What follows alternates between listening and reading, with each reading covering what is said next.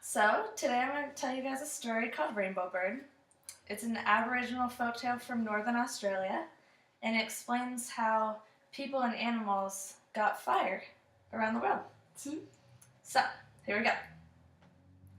Long, long ago, back in the time of dreams when the world was just being created, there was this rough and tough and scary crocodile man, and he had one possession only. It was just his, and that was fire.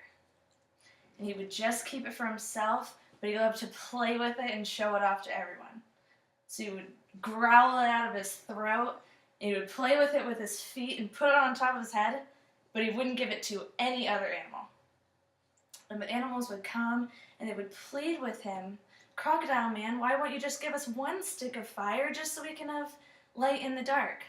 But no, he would just laugh and laugh and laugh and just snap his jaws at them and scare them away. But nearby in a tree lived Bird Woman.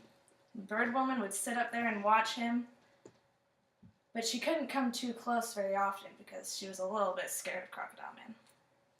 So she'd fly around, and she'd have to catch her food and eat her fish and lizards raw, and she'd sleep in the cold and dark, and her life, she just didn't like it. It just was not fun.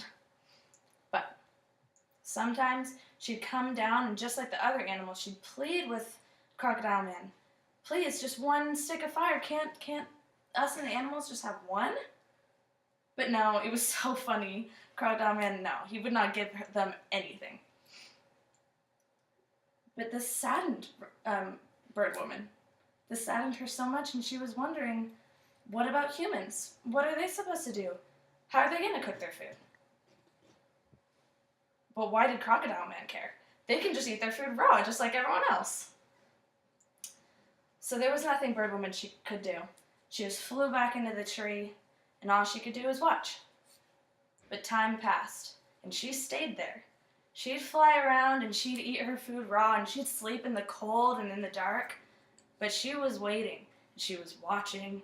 She was watching. She was waiting, just for the perfect time that she could come get a fire stick. And one late afternoon, she found it. She was watching, and she saw Crocodile Man give the biggest, largest, sleepiest yawn you've ever seen in your entire life. And she thought, this is the perfect moment. Right now, I'm going to do it. So she flew down so fast, she snatched up all the fire sticks and flew off way out of the way. So Crocodile Man, he couldn't do anything. There was nothing he could do. It was just gone. She was so proud, Bird Woman was. She flew around the entire forest, and she lit every heart of every tree on fire, and the flames just spread everywhere. And all of a sudden, because of this, all the animals and all the humans had fire. Now we can use dried sticks and logs. We can make fire, we can heat our food, we can sleep in the warm, and we can light our path in the dark. But Bird Woman kept one fire stick just for herself.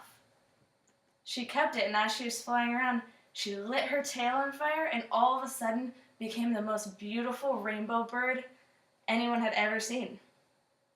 She came back down, and she saw Crocodile Man there, just so upset. He was weeping because he didn't have any fire, obviously.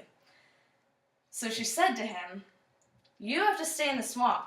You have to stay in the wet, and I'm going to be up here in the air on the top of the world, and if you come out of the water, you're going to die." But she flew around, and sometimes you can see her flying around in the trees, and it almost looks like she's lighting them on fire. And Crocodile Man, you can still hear him groveling and weeping and growling in the swamp because he's so saddened that he doesn't have his fire. And that is how human and animals got fire to the world. Thank you for listening.